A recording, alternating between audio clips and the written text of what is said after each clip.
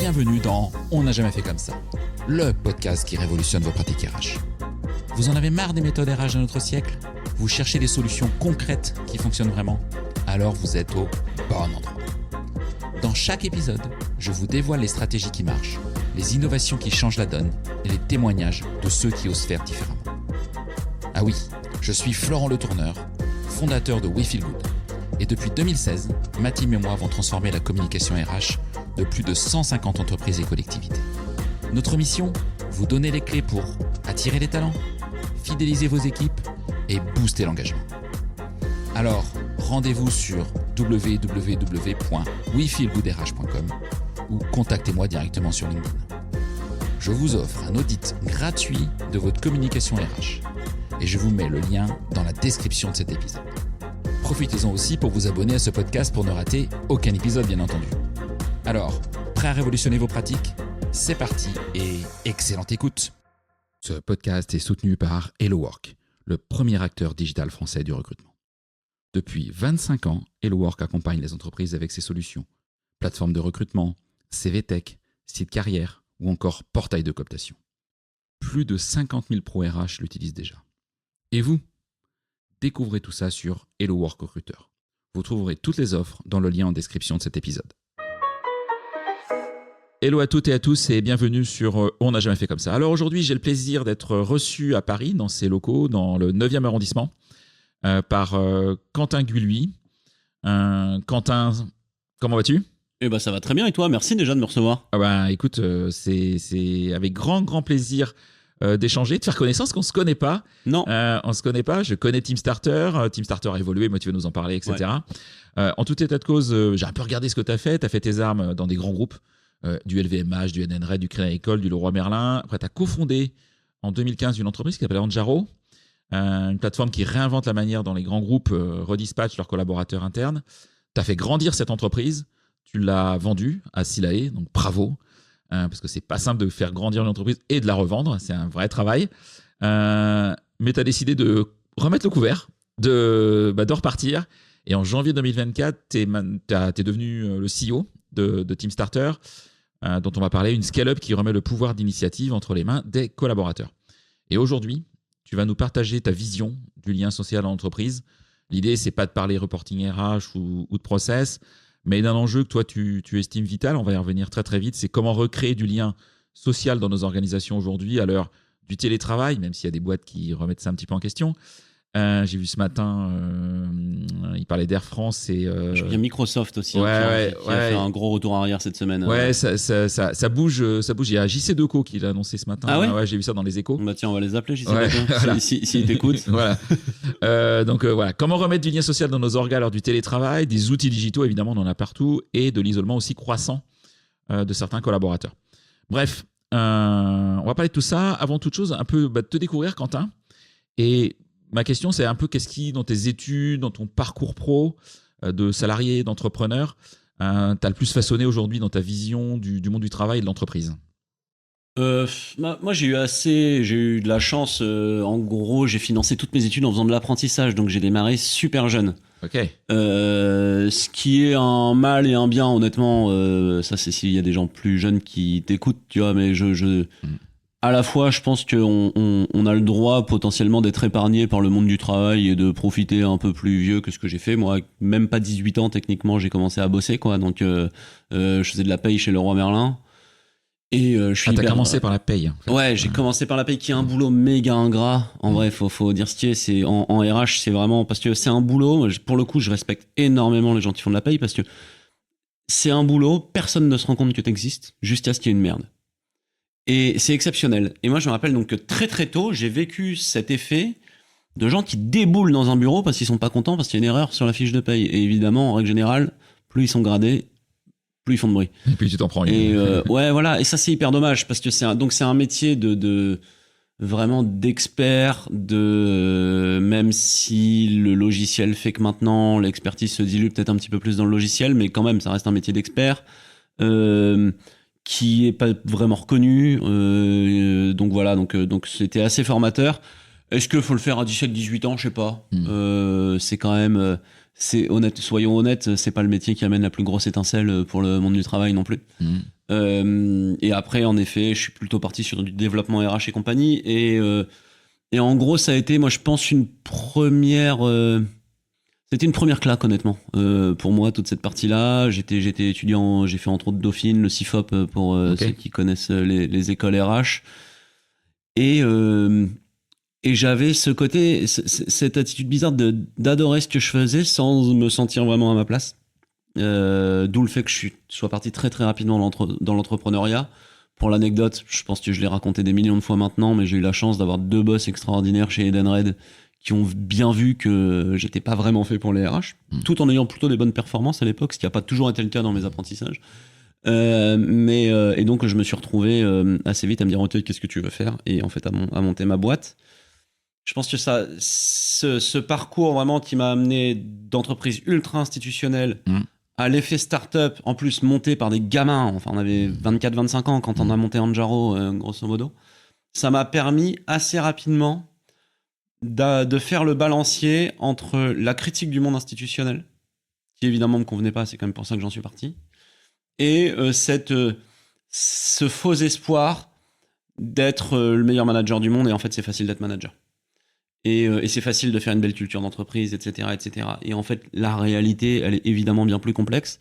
Mais je pense que ça m'a vraiment permis de comprendre les enjeux typiquement auxquels on s'attaque chez Teamstarter. La réalité, c'est que moi, j'ai une conviction un peu naïve qui est que l'extrême majorité des gens sont de très bonne volonté quant à la santé mentale et le bonheur de leurs collaborateurs. Je dis l'extrême majorité, mais il y a aussi une minorité qui s'en fout complètement, hein, soyons honnêtes. Mais je pense qu'en tout cas, le marché des gens qui en ont quelque chose à faire est largement suffisant. Par contre, je pense que ce truc-là, c'est un jeu de nuances que les gens comprennent pas forcément et qui pensent qu'il y a des réponses parfois un peu trop courtes, un peu trop ponctuelles, alors que c'est quelque chose qui est... Créer une belle culture d'entreprise, c'est quelque chose qui demande une rigueur du quotidien extrême. Voilà, donc moi, c'est ce que j'ai appris principalement sur Anjaro, avec honnêtement des hauts et des bas en plus au niveau de la culture d'entreprise à l'époque. Donc ça m'a permis de comparer les grands groupes, les startups, scale-up, et de comprendre un petit peu que ce qui faisait une belle entreprise pour moi, c'était une vraie cohérence d'ensemble finalement, dans la culture de boîte, dans les process. Une culture d'entreprise, ça se processe d'ailleurs. Et ça, j'ai trouvé ça passionnant de le faire sur une petite boîte. On est monté à 70 personnes chez Anjaro. Ouais, c'est déjà bien. Et je trouve ça assez chouette maintenant de me servir de ça pour essayer de ne d'impacter. pas perdre ses valeurs avec la croissance, c'est pas simple. Exactement. Et qu'on a honnêtement, je pense, pendant certaines périodes un peu perdu. Parce qu'on savait pas. Ou qu'on l'avait perdu de vue, pris par le quotidien. Et je pense honnêtement que c'est le problème de la plupart des organisations. Si on le laisse de côté un peu, ce sujet-là, on le rattrapera très difficilement. Et ça, c'est une vraie... moi, je l'ai vécu chez Anjaro, et je pense que malheureusement, c'est ce qui se passe dans la plupart des organisations. C'est que les orgas perdent de vue, c'est jamais prioritaire. C'est vrai, en vrai, c'est pas de l'EBITDA, c'est pas du chiffre d'affaires. Mais le problème, c'est que après, c'est une accumulation de signaux faibles, de gens à moitié démissionnaires, de difficultés dans l'adversité qui pourraient être évitées avec un management un peu plus sain de la culture d'entreprise. Ok. Et la particularité, donc tu es arrivé chez Teamstarter début 2024. Teamstarter a existé avant toi. C'est pas toi qui l'as fondé. Donc c'est une nouvelle posture pour le coup. Ouais. Quand tu es arrivé, justement, quelles sont les valeurs peut-être personnelles, tes valeurs personnelles que tu as mis au cœur de Teamstarter, au bénéfice de Teamstarter et de ses équipes? Moi, j'ai un gros truc qui est pour le coup, qui me suit depuis que je suis manager, qui est vraiment le sens de la justice, quoi. Ça veut pas dire que j'y arrive tout le temps, ça veut pas dire que je le fais toujours bien, mais moi c'est un truc qui me drive. Et le truc que j'ai appris d'Anjaro, c'est que le principal en tant que manager, c'est pas forcément d'être aimé de tout le monde ou quoi que ce soit, ça va de soi, c'est d'être droit dans ses pompes. À partir du moment où on se sent juste, sain, droit dans ses pompes, à ce moment-là on arrive à faire quelque chose, et ça je pense que je l'ai pas trop mal fait chez Teamstarter juste ici. J'essaie d'amener, c'est important dans notre métier, c'est pas vraiment une valeur, mais c'est en tout cas c'est un comportement de légèreté. Ouais. Et ça, on va y revenir, mais moi je pense que c'est un truc qui manque cruellement dans les organisations. C'est une valeur que je mets au centre de l'éducation de mes gosses, que je mets au centre de mon management.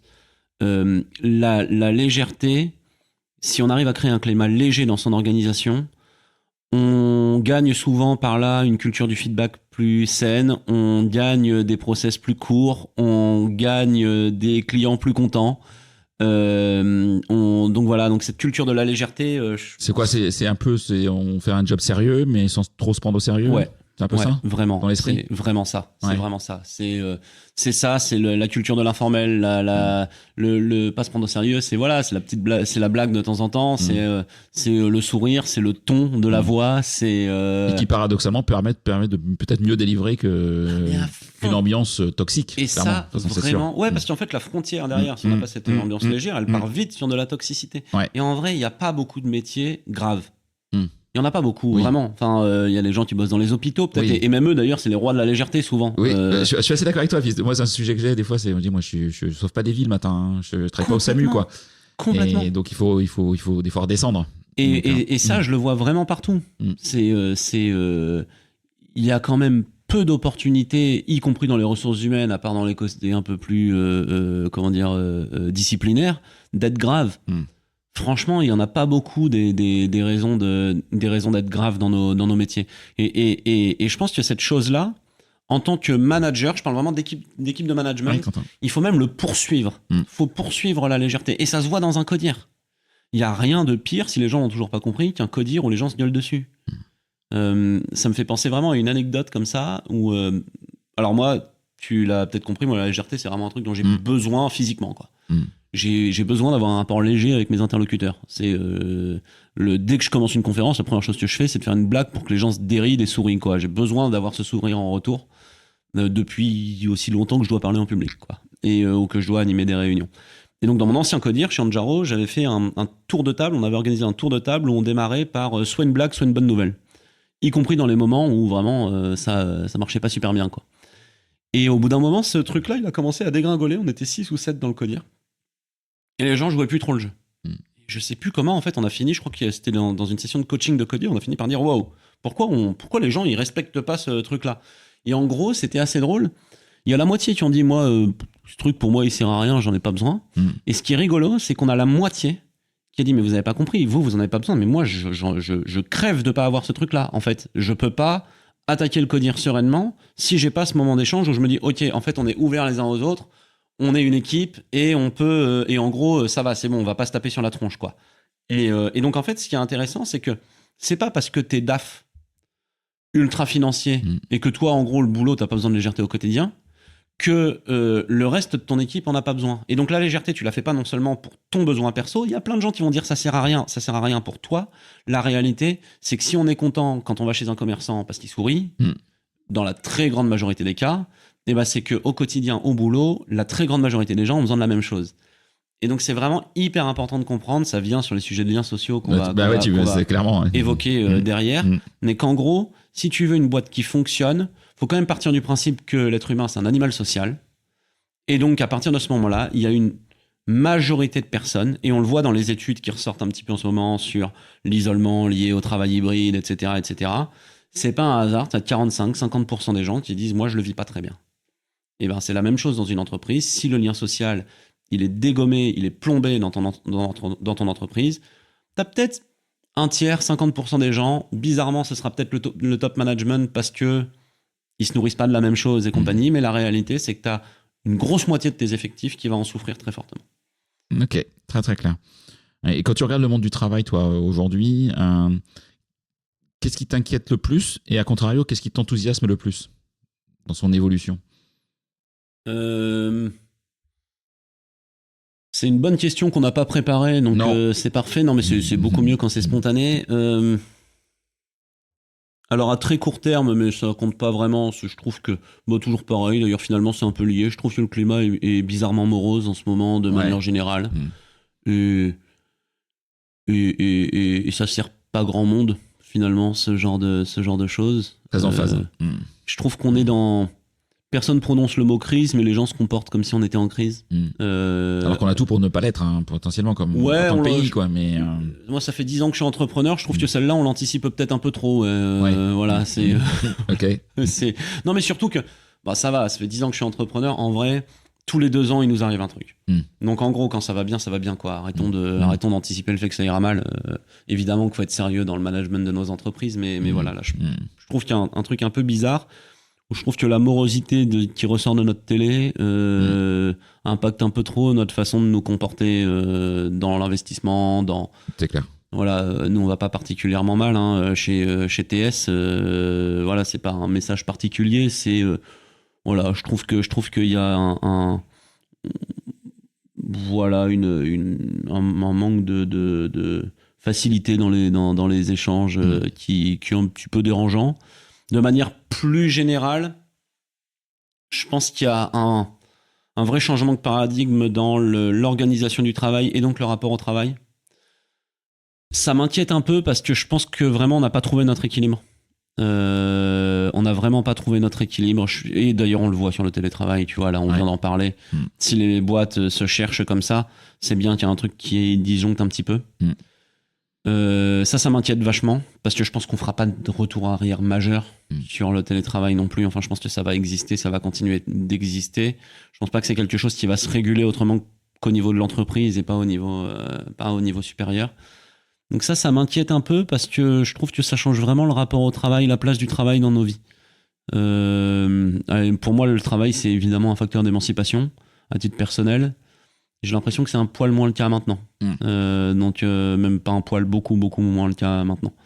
Voilà. Ce qui m'enthousiasme à l'inverse, c'est qu'honnêtement, comme tout le monde, parfois, on est un peu perdu par la génération qui arrive et compagnie. Après, je me demande si c'est pas Socrate qui disait déjà que la nouvelle génération, c'était une génération de petits cons. Donc, j'imagine que ça fait des millénaires que ça dure et compagnie. J'adhère pas forcément à ça. Et au contraire, justement, ce que je trouve assez chouette, c'est qu'une fois qu'on a dit que la nouvelle génération revoyait son mode de travail, il y a plein de trucs hyper chiants dans le management de cette génération en particulier, mais je pense de toutes les générations, chacune a eu ses spécificités. Je la trouve un peu plus consciente socialement. Je la trouve un peu plus intéressée à la big picture. Et au fond, c'est peut-être chiant à un niveau micro dans ton orga.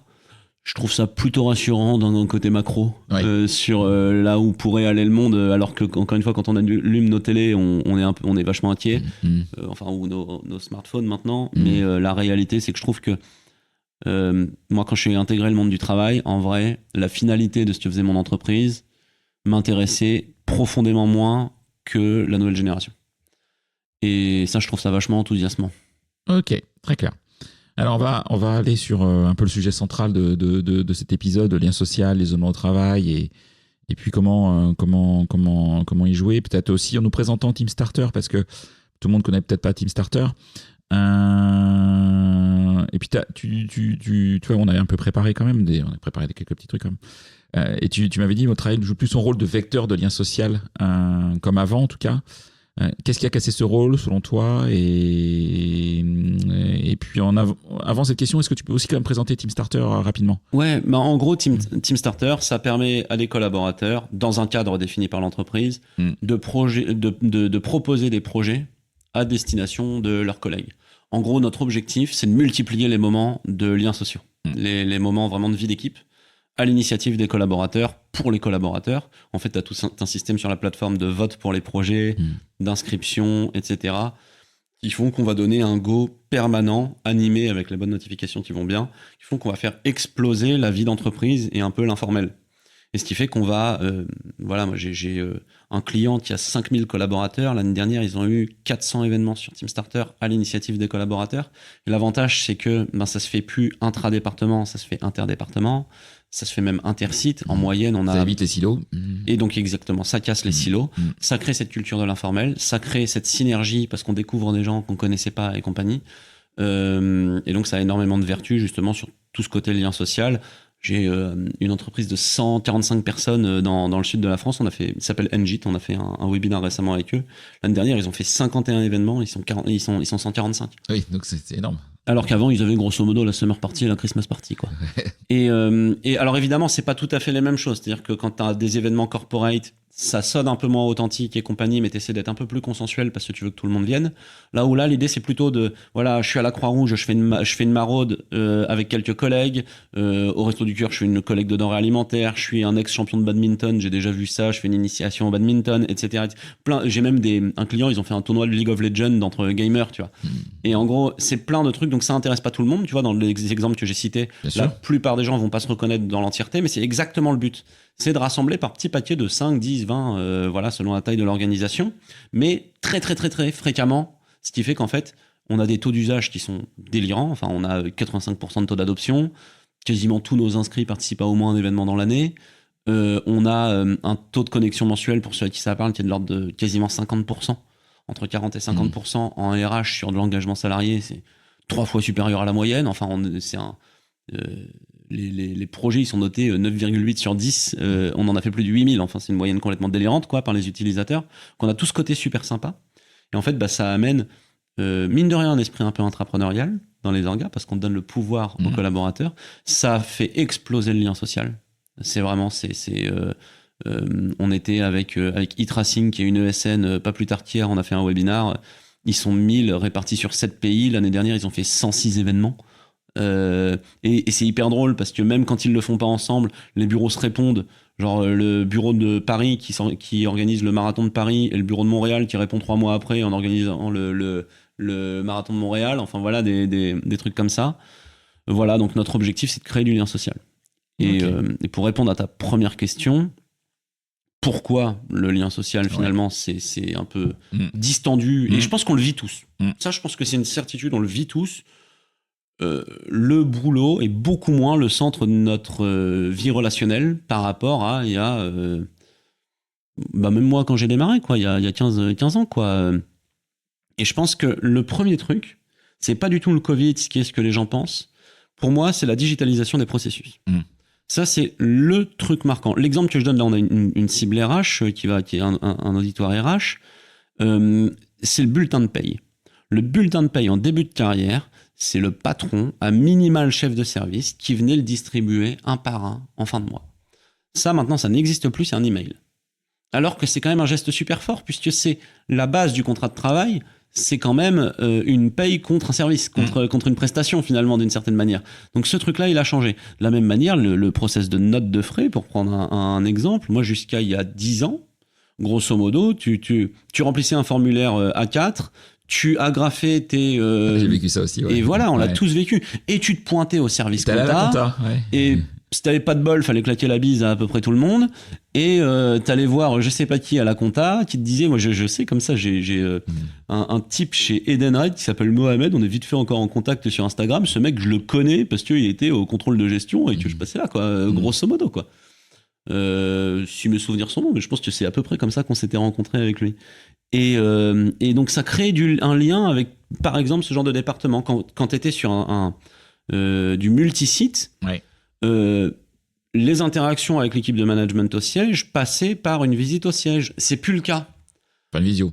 Voilà, c'est une visio ou même c'est des process digitalisés. Tu reçois ton planning sur Skello, sur Lucas, sur je sais pas exactement. Enfin, je suis plus dans le workforce management, je l'ai été, tu vois, mais Anjaro. Mais voilà, tu l'as plus par un coup de téléphone ou le truc affiché dans la salle de pause. C'est toutes ces interactions. Donc ça, pour moi, c'est le premier truc qui est vraiment symptomatique. C'est-à-dire qu'il y a plein de micro-interactions qui ont disparu avec la digitalisation des processus. Et le summum, c'est Slack et Teams, où en gros, je suis désolé, mais t'allais te pointer devant quelqu'un pour lui poser une question. Enfin, on a tous traversé des open space, des bureaux, des sièges sociaux pour aller voir quelqu'un. Je me rappelle mon début de carrière chez Leroy Merlin, quand j'avais une question à l'IT, je descendais les 2 étages, je traversais la grande allée au milieu du siège et je montais de l'autre côté. Et j'allais parler à l'IT de ADO à l'époque. Ça n'existe plus, ce genre de choses. On Slack, on Teams. Quand t'as on a tous été des billes en Excel en début de carrière. On a tous dû aller chercher comment faire des formules. On se déplaçait parce qu'il y avait toujours un génie d'Excel. Il y avait toujours l'expert dans la boîte. Exactement. Et ben maintenant, tu vas faire ChatGPT ou une vidéo YouTube. Voilà, enfin, je pense que j'ai donné assez d'exemples. Mais en fait, des exemples comme ça, on en a tous qui pop quand on pense à ces choses-là. Et c'est autant de micro-interactions qui se sont cassées. Ça, pour moi, c'est impossible de revenir en arrière. Mais c'est... Oui, on ne peut pas être contre non plus la digitalisation. Non, personne n'est contre. Non, mais qui a envie de retourner au courrier papier? Enfin, je veux dire, on est d'accord. C'est pas possible. Enfin, je veux dire, on a une productivité 100 fois supérieure à il y a 60 ans, quoi. Donc, non, évidemment, tout va bien. Mais il faut le prendre en compte dans les interactions sociales, si on se rappelle qu'on est un animal social et compagnie. Le deuxième point, c'est évidemment le travail hybride. Le travail hybride, moi, j'ai un client récemment qui m'a utilisé une expression que j'aime beaucoup. Il m'a dit le travail, en fait, au travail, on est passé d'une culture d'entreprise à une culture de service, une culture de département. En fait, je trouve ça très vrai. C'est très lié, entre autres, au travail hybride. Le travail hybride, ça fait un truc. Ça fait que tu sautes dans ta réunion et tu ne parles qu'avec les gens avec lesquels tu travailles. Tu ne parles plus, encore une fois, tu n'as plus ces micro-interactions de cliché de la machine à café, mais qui est une réalité, en fait. De la personne que tu croises sur le parking le matin, potentiellement, quand tu es en province et que tu viens en bagnole, quoi. Et ce genre de truc, en fait, ça s'est complètement cassé. Tu as plus ce truc-là dans les orgas. Le travail hybride, c'est quelque chose qui t'isole énormément à l'intérieur de ton service, à l'intérieur de tes relations professionnelles directes, et qui retire cet effet groupe dans une entreprise où en fait tu vas quand même avoir des interactions avec des gens qui ont un boulot parallèle au tien dans la même organisation. D'ailleurs on le voit et on a beaucoup d'impact sur la santé mentale. Je sais que tu as je crois 25% des salariés qui disent que leur santé mentale se dégrade avec le travail hybride. 25% sur ce genre de sujet, c'est énorme. T'en as beaucoup qui disent qu'en effet le lien social s'est dégradé dans leur organisation, et nous on signe beaucoup maintenant de clients qui viennent vraiment parce qu'ils sont par exemple en full remote ou que le travail hybride a une place énorme, en disant ok, on a compris un truc, c'est que ce lien social qui se faisait en réunion, qui se faisait en se croisant dans les couloirs, il faut le recréer un peu de toutes pièces, et donc on va utiliser quelque chose comme TeamStarter. Puis le dernier point pour moi, de manière plus large, c'est peut-être un rapport au travail. Alors j'ai une cliente hier qui m'a repris, et je crois qu'elle avait tout à fait raison. C'est pas vraiment que les gens n'ont plus le même rapport au travail qu'avant. C'est pas tout à fait ça le problème, c'est plutôt que le rapport au travail est très disparate. Donc les gens, la manière dont ils placent le travail dans leur vie, et je trouve, c'est complètement contestable ce que je veux dire, enfin c'est ouvert au débat, mais j'ai trouvé le débat hier avec la cliente hyper intéressant. Moi je disais les nouvelles générations sont un peu détachées du travail, le mettent plus tout à fait au centre, machin. Il m'a dit c'est pas tout à fait vrai Quentin, parce que regardez, il y en a plein qui vont boire un verre après le boulot, ça se fait même peut-être plus qu'avant potentiellement, il y en a beaucoup qui partent en vacances ensemble, etc. Et en fait c'est plutôt que je pense qu'il y avait une certaine uniformisation de la relation au travail il y a quelques années, encore ma génération je pense d'une certaine manière. Et ça se délite complètement. Le rapport au travail, la façon dont on regarde le travail selon les individus est beaucoup plus différencié. Et donc, évidemment, ça fait que c'est plus difficile de rassembler les gens, c'est plus difficile de... Ok. J'ai plein de questions, du coup, derrière. J'ai bien entendu. Ouais. Je reviens sur la digitalisation. Est-ce que tu penses que certaines entreprises se cachent des fois derrière la digitalisation, ce sujet, pour ne pas traiter justement la question du lien social ? Moi, je pense que ces entreprises-là, elles y pensent même pas. Ouais. Tu vois, je pense que c'est plutôt ça. C'est plutôt, on est là derrière une recherche d'efficacité. Elles y pensent plus, quoi. Elles sont... Ouais, voilà, en fait, c'est bien. C'est vrai que c'est pratique. C'était ce qu'on disait tout à l'heure. C'est comme le télétravail. Pour moi, c'est la même chose. C'est-à-dire que, évidemment que tu vas pas revenir en arrière. Mais en fait, il faut pas arrêter le débat. On revient pas en arrière. C'est comment on s'adapte. C'est vraiment ça. C'est-à-dire que c'est pas parce que on va vers du progrès qu'il faut pas prendre en compte de ce qui amène ce progrès sur... ta culture d'entreprise, ta santé mentale, ce genre de choses. Et ce qu'on voit vraiment, et je trouve que c'est très fort, pas par rapport à la digitalisation, mais par rapport au télétravail, c'est que ce retour arrière, il montre bien qu'il y a une frustration latente des deux parties. C'est ça que je trouve super rigolo. La digitalisation, pour moi, c'est un petit peu la même chose. Et évidemment que c'est bien de digitaliser les process, enfin dans leur très grande majorité. C'est pas la digitalisation, c'est un moyen. Ça n'empêche qu'une boîte, pour fonctionner, elle doit représenter, à mon sens, mais je pense de la plupart des gens, une certaine forme de corps social. J'utilise peut-être des grands mots sans vraiment les maîtriser, mais grosso modo, on est quand même une unité qui a priori, se lève le matin pour répondre à un même objectif, à une même cause, à ce même genre de choses. Et ça, tu es obligé de le prendre en compte. Tu es obligé d'essayer de créer ce tout, d'une certaine manière. Ok. Et justement, si des DRH qui nous écoutent, comment les DRH doivent trouver le bon équilibre entre justement l'efficacité digitale, la digitalisation, etc., et puis la chaleur humaine qu'on doit amener, qu'on va plus ramener en amenant le bulletin de paye. Le DRH a pu passer à ramener le bulletin de paye. Donc, quel tips tu donnerais au DRH? Quel conseil tu donnerais au DRH? Alors, je finirai par le plus provocateur, mais déjà, il y a une question de culture d'entreprise, de remise à plat de la culture d'entreprise, parce qu'en fait, dans ces trucs-là, on l'oublie, mais la culture d'entreprise est une arme. Les valeurs sont des armes. Il y a plein d'opportunités pour gérer ce genre de choses qui peuvent remettre à plat, qui peuvent être un vrai guide. Et ça m'amène au deuxième sujet, parce que notamment un vrai guide pour les managers. Les managers, ça je le dis, je le répète, y compris sur des sujets qui ne sont pas celui d'aujourd'hui, mais c'est vraiment si flics, si micromanagent, si ceci, si cela, souvent c'est parce qu'ils savent pas, ils connaissent pas les comportements attendus. Donc il y a un moment où typiquement si on veut créer du lien social, il faut donner l'autorisation. Ça passe par donner l'autorisation de faire des restos avec ses équipes, ça passe par encourager les moments d'échange inter-départements, voire créer les moments d'échange inter-départements, ce genre de choses. Pour moi, ça passe vraiment par tout ça. Et puis derrière, moi, il y a un truc vraiment qui revient à la notion de légèreté dont je parlais tout à l'heure. C'est par pitié, posez-vous moins de questions sur ces sujets-là, quoi. A priori, ce que vous voulez, c'est que les gens, ils se voient. Arrêtez d'être picky parce que, je sais pas, parce que finalement, le foot, c'est pas assez inclusif ou la danse, ça l'est pas non plus ou je sais pas quoi. En fait, c'est bon, les gens, ils se voient. Vous avez un collaborateur qui propose quelque chose pour faire des choses ou votre junior dans votre département. Par pitié. Faut pas attendre que tout le monde soit d'accord pour faire le truc. C'est pas possible. Arrêtez avec cette fichue culture du consensus, surtout sur des trucs aussi bêtes que de se rassembler entre collègues. C'est bon, vraiment on redescend en pression politique là, et on se met à se dire que un collaborateur qui veut faire quelque chose, c'est une bonne nouvelle. Et la pire chose pour détruire cette culture de la légèreté, c'est de lui dire non. Parce que lui proposera plus ou elle, mais les autres vont suivre son exemple. Alors que l'objectif, c'est tout l'inverse. C'est quelqu'un qui propose une initiative qui va faire vivre cette culture, votre bon soldat, transformez-le en ambassadeur. Ne le transformez pas en quelqu'un qui va dire c'est vrai qu'on peut rien faire, ce qui est vraiment mais c'est le réflexe RH de se demander s'il va y avoir un problème derrière. Vraiment, je suis un peu sévère, mais moi, c'est une des raisons pour lesquelles je suis parti de la fonction RH à titre perso, honnêtement. C'est qu'on se pose trop de questions en RH. En vrai, c'est pas grave. C'est pas grave.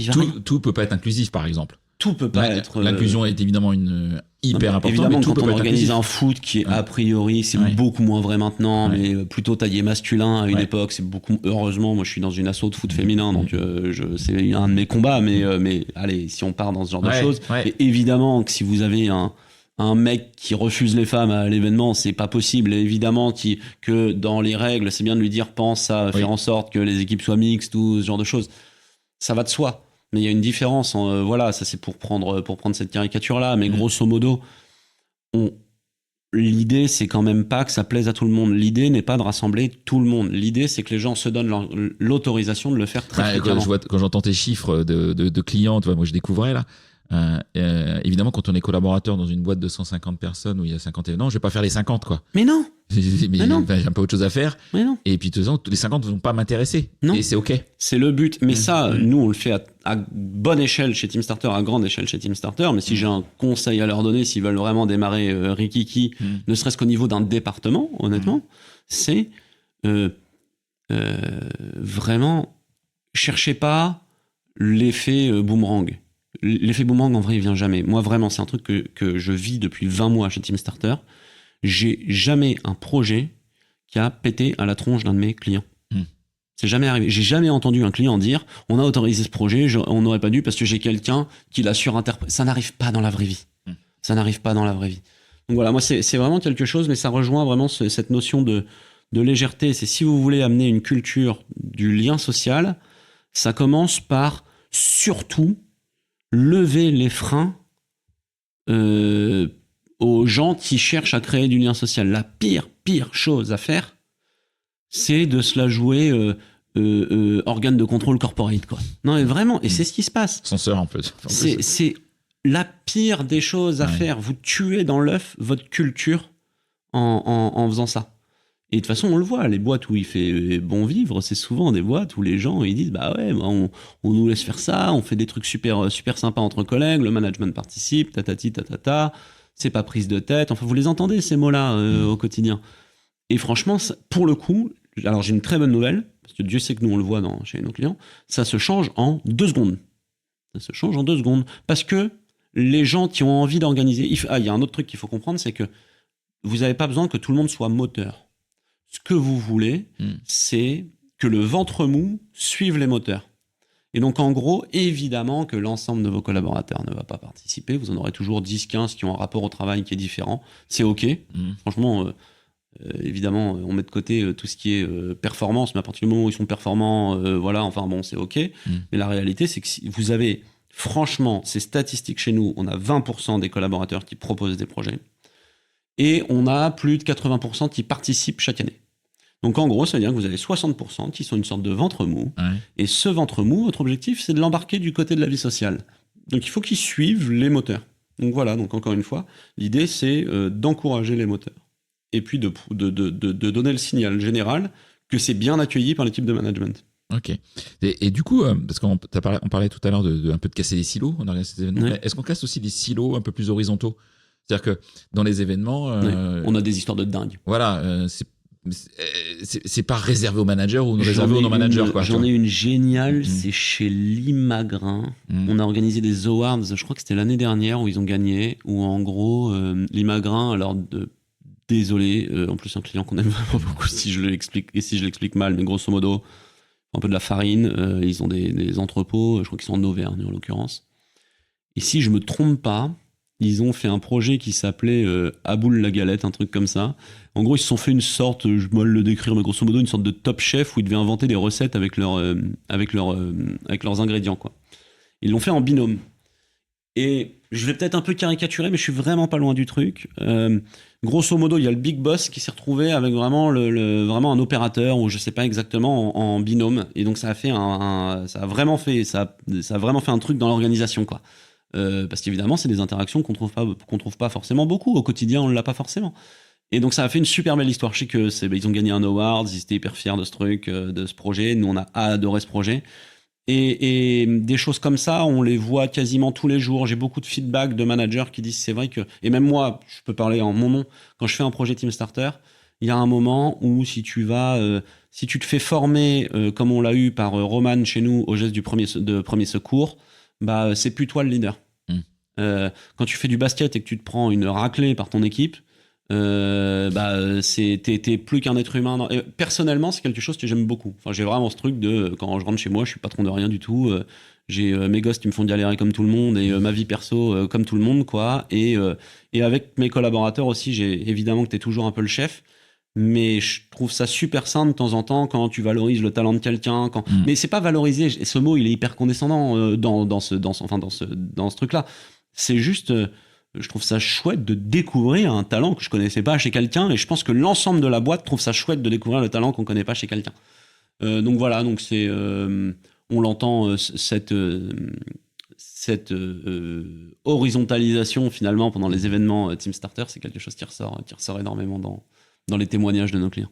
Ouais, c'est toujours assez chouette. Et je voulais venir sur un sujet, ce que tu l'as abordé tout à l'heure, qui était quelque part l'isolement, la santé mentale. Est-ce que tu penses qu'aujourd'hui c'est un angle mort des entreprises ? Et en même temps, d'un côté, j'ai le sentiment de voir moi des tonnes d'applications de santé mentale diverses et variées. Après, je suis pas persuadé qu'une application va tout résoudre, mais je pense que c'est plus large. Mais comment tu ressens les choses ? Est-ce que vous avez mesuré les choses là-dessus ? Écoute, on n'a pas mesuré, on n'a pas fait d'enquête. Enfin, si, on voit quand même que dans les enquêtes de nos clients, on a un sujet sur l'isolement qui ressort, en tout cas de nos prospects souvent. De manière générale, d'ailleurs, on a beaucoup de gens qui viennent juste parce qu'ils ont une très mauvaise note, plutôt pas sur la santé mentale, mais grosso modo dans des enquêtes internes ou ce genre de choses, quoi. Ouais. Sur la santé mentale, précisément, J'ai parlé récemment avec le patron de Mocaker, qui est voilà, donc c'est vraiment des super belles, des super beaux outils, quoi. J'imagine qu'il a des concurrents, je connais moins bien le marché, mais qui font aussi du bon boulot, hein, mais en l'occurrence, moi, c'est à lui que j'ai parlé. Lui-même me disait que voilà, il y avait un sujet qui était plus lié justement à la cohésion, à la vie sociale, qui est pas forcément traité par ce genre par ce genre d'application, qui traite des sujets très importants, très graves par ailleurs. Voilà. Notamment, ils forment les managers à ce genre de sujet, ce que je trouve assez c'est hyper utile, évidemment, quoi. Mais donc, grosso modo, ce qu'on voit, c'est que ça ressort dans les enquêtes internes, ce sujet d'isolement. J'ai pas l'impression vraiment taclé par les solutions actuelles. Et la preuve, c'est que nous, encore une fois, on a pas mal de monde depuis plutôt mai-juin qui arrive sur ce sujet-là vers TeamStarter, donc c'est assez rigolo. Et je pense que c'est aussi parce que nous, on a un effet plutôt sympa lié au télétravail, qui est que tous les comex se posent la question du télétravail en ce moment, et en grattant, ils se rendent compte qu'il y a le sujet de l'isolement et de la cohésion qui vient. Et nous, on est vraiment très très fort sur la cohésion. Enfin, encore une fois, il y a évidemment des choses qu'on fait sans doute moins bien, mais Dieu sait que rassembler les collaborateurs, c'est vraiment, on a vraiment des stats excellentes, quoi. Donc voilà, donc je pense que ce sujet-là est en train un peu d'être nourri par la presse, par ce genre de choses. Mais était dans... Ouais, si, c'est un vrai angle mort. Les gens ne réalisaient pas que c'était pour moi, c'est le sujet de fond. Ouais, ok.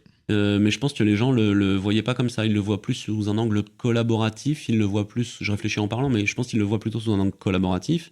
Ils parlent de productivité, de ce genre de choses. Mais c'est du ressenti. Tu vois les communiqués de presse d'Apple et compagnie.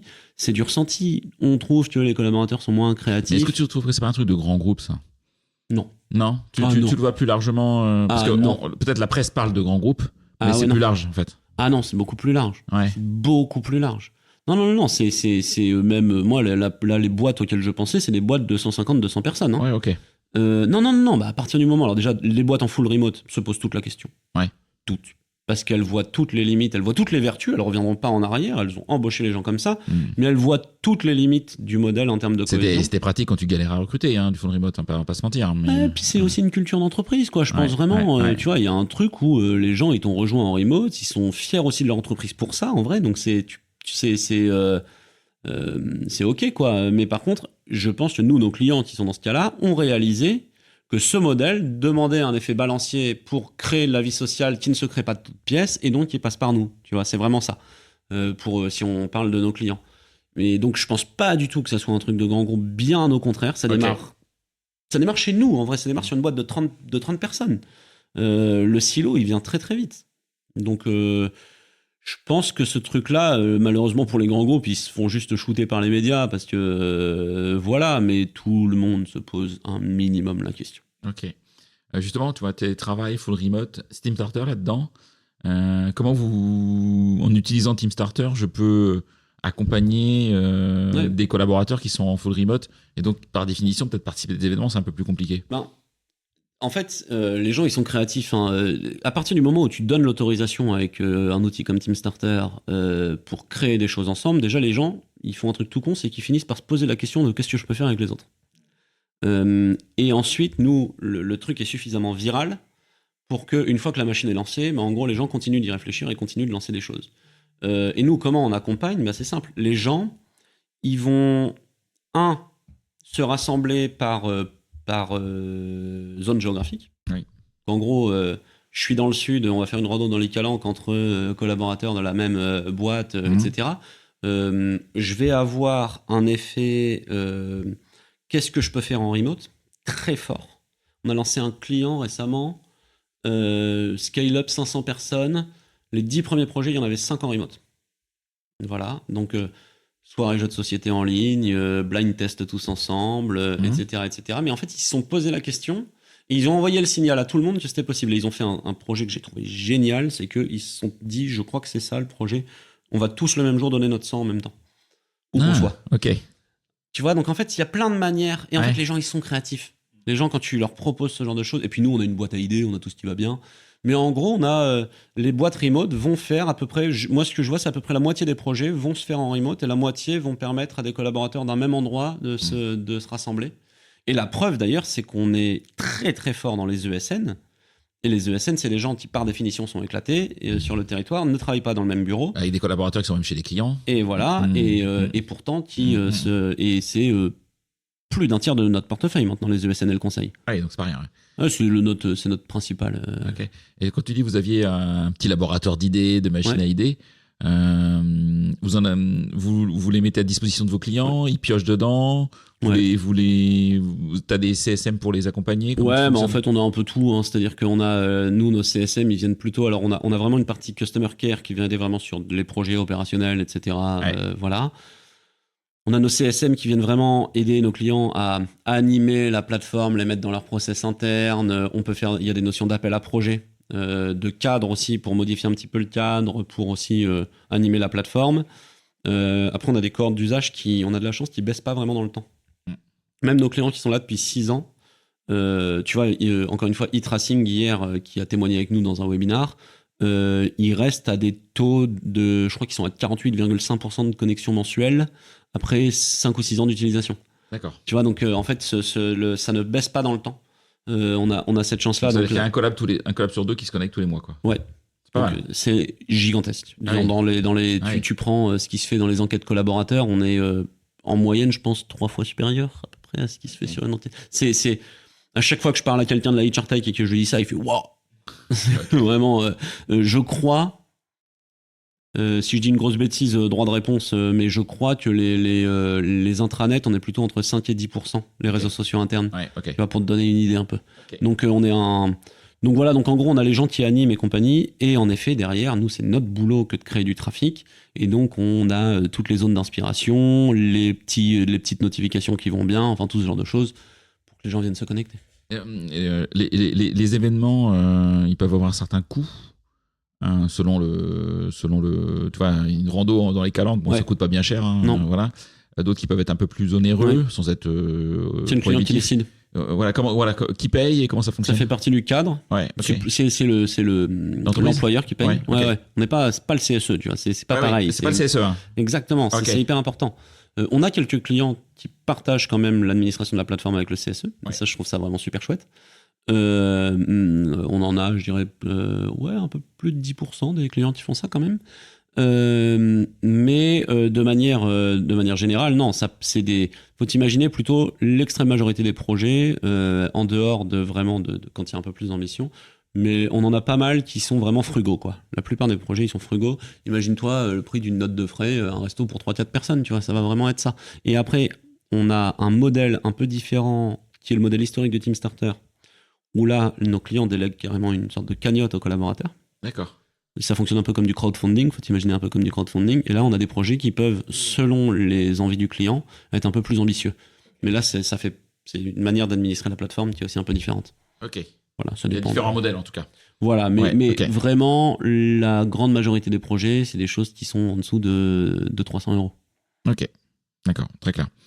Voire gratuit pour. Oui, parce qu'il y en a certains, vu que tu m'as cité, c'est pas un sujet. 25% des projets, quoi. Oui. Voilà. C'est plus de l'idée, de l'envie de le faire. Non, tu vois, là, pour te donner une idée, le prochain projet chez TeamStarter, alors mardi, on a une soirée jeu de société entre collègues, entre 18h30 et 20h30. Oui, et puis vous n'allez pas acheter 50 jeux, chacun a des jeux chez soi, vous les ramenez tout simplement. On les ramène, et le prochain qui coûte de l'argent chez TeamStarter, c'est on va faire une séance de vélo, de spinning, quoi, grosso modo, entre collègues, et je crois qu'on est à 15 balles par collab, et on est 10 à y aller, ça coûte 150 €, quoi. Ouais. Voilà, c'est ça. Après, combien valent ces 150 € dans une organisation par rapport au fait que les gens se côtoient, se voient et compagnie. Et moi, mais en fait, ce débat n'est quasiment jamais ouvert avec mes clients parce que 150 balles, c'est un resto pour 3 ou 4. La réalité, c'est que là, ils sont 10 et que les patrons à qui on parle, les dirigeants, bon, dépenser 150 balles dans un resto, c'est pas tous les midis, c'est pas loin. Ça impressionne pas beaucoup, quoi. Oui.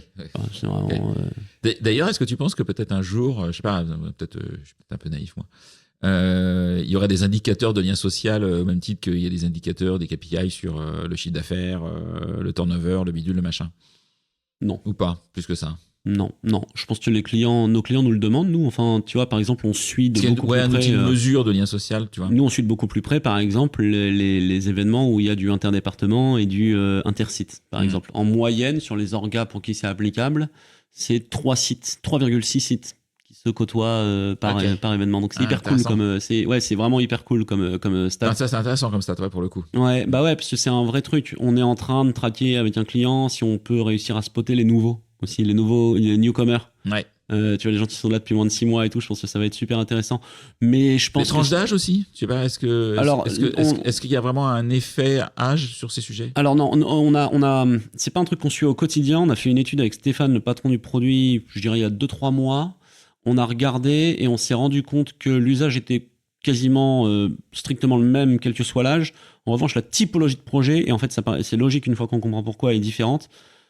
En gros, on a des projets qui sont un peu plus RSE chez les personnes les plus âgées, qui en fait souvent, t'as eu plus d'opportunités d'être percuté par la vie, grosso modo, et les gens vont avoir tendance à ramener l'assaut qui les a aidés à un moment de leur vie, tu vois. Okay. T'as fait un infarctus, t'as été aidé par je sais pas quel truc pour le cœur. Bon, aller faire une collecte de fonds pour cet assaut, a priori, ça te touche plus. Ça te parle plus, ouais. Et sujet de santé, quoi, par exemple. Plus t'es jeune, moins t'as eu de chance que ça t'arrive, et donc moins tu le fais, et plus t'es sur des choses un peu plus récréatives au sens propre au premier degré, quoi. Ouais, ok, c'est intéressant. Très, très clair.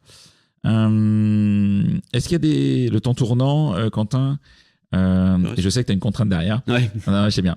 Est-ce qu'il y a un sujet que j'ai pas abordé, que tu aurais aimé que j'aborde, et dont tu voudrais parler? Tu as une question que je t'ai pas posée, un point que tu aurais voulu apporter autour de tes convictions, autour de Team Starter, dont on n'a pas... Non, mais je pense que ça rejoint un peu ton point derrière. Je trouve vraiment intéressant la notion de ROI sur ces choses-là, en fait. Dans l'engagement salarié, c'est quelque chose que je découvre, tu vois, cette notion de... C'est vrai qu'il n'y a pas vraiment de ROI dans ce grand marasme de l'engagement salarié. C'est évidemment chiant pour les gens comme nous, mais bon, on s'y fait, quoi. Ça fait partie du jeu. Mais je pense quand même que on a un vrai sujet de héroïsation de cette capacité, cet échange de liens sociaux. De manière générale, si je dois prêcher pour l'ensemble de l'engagement salarié et du bien-être au travail, mais je pense vraiment que le lien social est un grand oublié. Franchement, quand tu regardes le mapping des solutions RH, franchement, je pense qu'on doit être les seuls à vraiment se positionner pour dire on crée du lien social, quoi. Et j'ai pas en tête, à part vraiment des trucs de team building, mais au sens du team building événement corporate, tu vois, mais vraiment dont notre objectif il est un peu. Faire des séminaires, voilà. Tu vois, des nabous, des choses comme ça, mais c'est un autre sujet. Exactement, c'est pas tout à fait exactement. Le truc corporate, il est un peu périphérique à notre sujet. Au final, le nôtre, il est beaucoup plus fréquent. Et je pense que c'est dommage parce que tu te rends compte quand même que quand tu arrives à créer ce climat de légèreté et compagnie, le résultat, il est là. Tu prends e-tracing, 8% de turnover dans une ESN où le marché il est à 20-25%. Croissance à 2 chiffres. C'est depuis toujours. Depuis qu'ils existent, ils sont au moins à 2 chiffres et encore ils continuent alors que le marché est quand même pas parfait.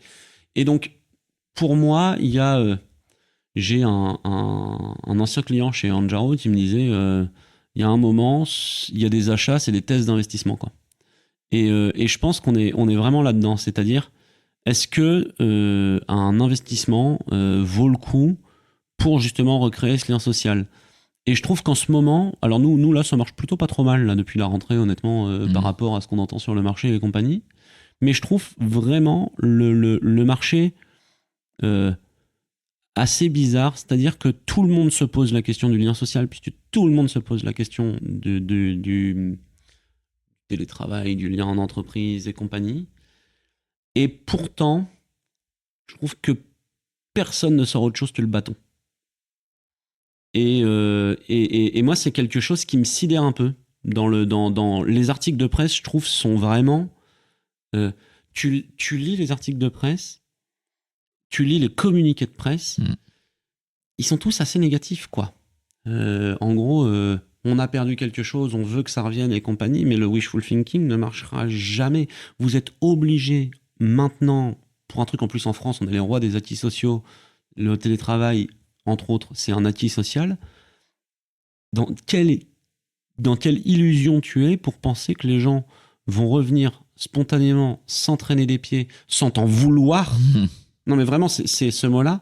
Si derrière, tu mets pas les bouchées doubles pour réussir, en effet, à amener une carotte, à faire en sorte que les gens y reviennent pour les bonnes raisons. Et cette question de légèreté, de lien social, de sentiment communautaire, je suis désolé, moi je le lis, peut-être que je me trompe, mais j'ai pas l'impression de l'avoir lu dans les communiqués de presse, dans les articles, etc. Il est là en substance, mais les mots, ils sont pas exactement posés. C'est pas ces mots-là qui sont abordés, ouais. C'est de la productivité, c'est la créativité, c'est ce genre de choses, mais c'est pas comme ça que tu vas convaincre les développeurs d'Ubisoft. Voire même pire, j'ai pu l'article de presse, c'était ouais, mais c'est parce qu'on a des mètres carrés, les gens ils sont pas dedans, mais les salariés ils sont pas des steaks de tes mètres carrés. Honnêtement, voilà. Tu te mets pas à sa place. Je comprends le rationnel économique. Bien sûr, et honnêtement, c'est vrai que les gens ils sont un peu plus productifs quand ils se parlent en direct et compagnie. Enfin, moi j'adhère vraiment à ça, c'est vrai. Mais penser que c'est une injonction qui va permettre de faire en sorte que les gens soient heureux de revenir, de comprendre pourquoi le lieu de travail il est positif. Non, ce qui va se passer, c'est que les gens ils vont continuer de faire 9h, 18h de manière silotée dans l'organisation. Ils vont continuer à faire des visios. Parce que même de ton bureau, tu fais des visios maintenant. Ils vont continuer à pas se côtoyer le soir parce qu'en fait, ils vont t'en vouloir et ils vont se dire moi, j'avais pris l'habitude d'aller chercher mes kids à 18h30 à la sortie du centre et je vais pas me payer une nounou maintenant alors que, enfin, Ouais, et je suis même pas sûr de caricaturer en vrai. Je suis même pas sûr de caricaturer. Alors que si derrière, tu montres que non, le lien social, t'y crois. Le lien social, ou si je prêche pas pour ma paroisse, de manière générale, leur bien-être, t'y crois, t'es convaincu que se côtoyer au bureau, être au bureau, vivre des choses ensemble, créer une communauté autour de ton entreprise, c'est quelque chose d'important, eh ben, fous un minimum les moyens. Vraiment, moi, c'est mon énorme conviction. Ça touche au télétravail parce qu'on en parle beaucoup en ce moment. En vrai, pas que. Moi, je pense que la morosité au travail, elle est pas que chez les cols blancs, dans des sièges sociaux, dans des startups. Elle est beaucoup plus répandue que ça. Et je pense que envoyer le signal aux collaborateurs sur des choses qui sont pas corporate, qui sont juste, vous savez quoi, on va se prouver tous ensemble qu'on est une vraie communauté d'individus, qu'on a envie vraiment de créer encore une fois cet esprit de corps. Et ces choses-là, ça se montre vraiment par pitié. Si c'est pas avec Team Starter, je m'en fiche, mais autrement que par un bâton. Ok. C'est extrêmement clair et c'est une bonne conclusion, pas de cet épisode, car quelques petites questions, mais de ce sujet central en tout cas. Est-ce qu'il y a des personnes que tu me recommanderais d'interviewer sur ce podcast ? Soit des personnes qui travaillent dans l'environnement RH qui sont pour toi que tu aimerais entendre ou que tu connais et que tu te dis, bien, ces personnes ont, tu vois, des DRH de clients ou des gens qui t'ont marqué en fait dans ta vie professionnelle dans le monde des RH. Alors moi, récemment, c'est très récent, mais j'ai fait la rencontre, mais tu l'as peut-être déjà interviewé, du patron de Mocacaire. Non, j'ai jamais rencontré. Et ben, je te ferai l'intro parce que je le trouve vraiment. Moi, j'ai effacé. C'est marrant. J'habite Montreuil quand même. Okay. Et je suis rentré, pour ceux qui connaissent, de Paris 9 à Montreuil la fois dernière à pied, en ayant quasiment l'entièreté de la discussion avec lui au téléphone. Ouais. Et je l'ai trouvé assez passionnant sur la manière dont il voit justement la santé mentale et compagnie. Et c'est quand même une boîte qui a des résultats hyper bons et voilà, et qui, je pense, a prouvé qu'elle servait à quelque chose, quoi. Donc, je te le recommanderais bien. Ça, c'est vraiment quelqu'un que je trouve particulièrement inspirant dans la HR Tech, quoi. Est-ce qu'il y a des clients qui te bluffent, par exemple ? J'ai été vraiment bluffé par la DRH et je pense que les fondateurs doivent être vraiment impressionnants de e-tracing hier. Ouais. Toujours dans les sujets de culture d'entreprise. C'est quand même une ESN dans la cyber de 1000 personnes, 7 pays, qui a une culture. Écoute, j'ai fait un post sur client qui a, voilà, on va faire un webinar, qui a une super culture d'entreprise et tout. J'ai quand même un collaborateur, je ne vais pas exagérer, mais un mec qui a commandé mon post en disant c'est vrai, cette boîte elle est trop bien, quoi. Et franchement c'est pas souvent. Donc ça c'est vraiment. C'est Justine Garcia, c'est ça la DRH. Ouais. Okay. Et je pense que Justine, comme les fondateurs, parce que Justine m'a vraiment confirmé que ça vient du top management, cette volonté de travailler la culture d'entreprise et d'être exemplaire. Je pense qu'ils doivent être passionnants, soit tous ensemble, soit Justine toute seule, soit les fondateurs tout seuls. Enfin vraiment bluffant. Justine, elle est rentrée. Elle est DRH depuis 11 ans. J'allais te le dire, 11 ans, elle est arrivée, c'était 40. Et c'est vraiment des parcours exceptionnels, parce que pour ceux qui n'ont jamais vécu d'hypercroissance, le job de DRH ou n'importe quel job à 40 et à 1000, quand tu es dans une équipe de management, c'est pas du tout le même rôle. C'est pas du tout le même rôle. Et donc, elle est vraiment... Enfin, moi, j'ai adoré animer ce webinaire, et je crois que ça s'est vu d'ailleurs, parce que les gens me l'ont dit, quoi. Une personne que j'aime bien aussi, on se connaît depuis un bon moment dans notre carrière, c'est Célika Tellier, qui est la fondatrice de Choose My Company. Ok. Célika, je l'aime bien parce que en fait, quand j'étais étudiant au CIFOP, on avait gagné avec deux étudiantes. À l'époque, ils faisaient un business game RH qui s'appelait Are You HR. Ils l'ont arrêté depuis. Célika, c'était la patronne du recrutement à l'époque, et donc évidemment, ces trucs-là, ça sert potentiellement à recruter les talents et tout, donc ils te faisaient passer des entretiens. Et c'est comme ça qu'on s'est rencontrés. Et je pourrais pas exactement te dire pourquoi. Il y a un fil rouge qui fait qu'on s'est jamais perdu de vue pendant toute ma carrière, sans jamais vraiment bosser ensemble. On a, là, on est à peu près dans le même space, on parle, on va animer un truc bientôt. Mais donc voilà, donc Célika, voilà, je pense que ça fait 3 personnes.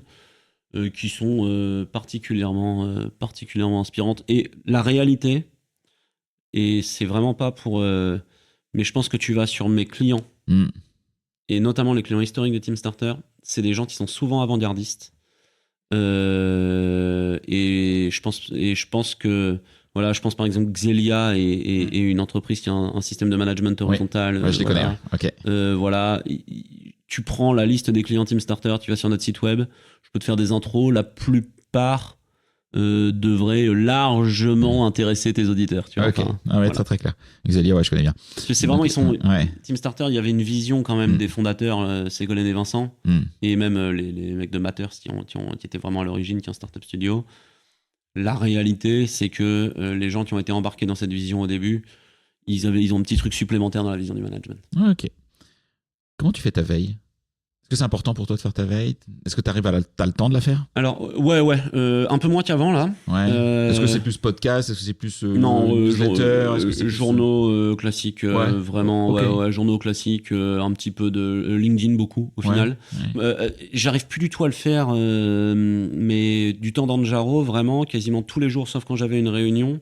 En gros, de 8h45, 9h à 10h, de chez moi, je faisais ma veille et mais j'habitais à 10 minutes du boulot à vélo et je partais ensuite. Donc limite, je déposais ma fille quand elle est née à la crèche à 8h30, je rentrais chez moi, je prenais mon café, je faisais mon truc. Et à ce moment-là, j'avais déblayé mon agenda. En fait, j'arrivais prêt au boulot. J'adorais ça. J'adorais cette organisation. Malheureusement, j'ai beaucoup moins le temps là en ce moment. Puis j'habite un poil plus loin. Je suis une demi-heure du boulot, c'est tout à fait raisonnable, hein, mais je veux dire, c'est pas pareil. C'est pas tout à fait pareil. Donc, puis j'ai aussi 2 gosses, et donc c'est un peu une orga un peu différente le matin. Ça joue aussi. Mais donc, grosso modo, c'est vraiment LinkedIn, journaux généralistes, Les Échos, Le Monde, ce genre de choses. Et LinkedIn t'abreuve beaucoup. Après, je dois te dire un truc. Et puis les newsletters, tu vois, et d'autres qui jouent énormément. La réalité, c'est que j'ai un petit désenchantement sur les concepts RH.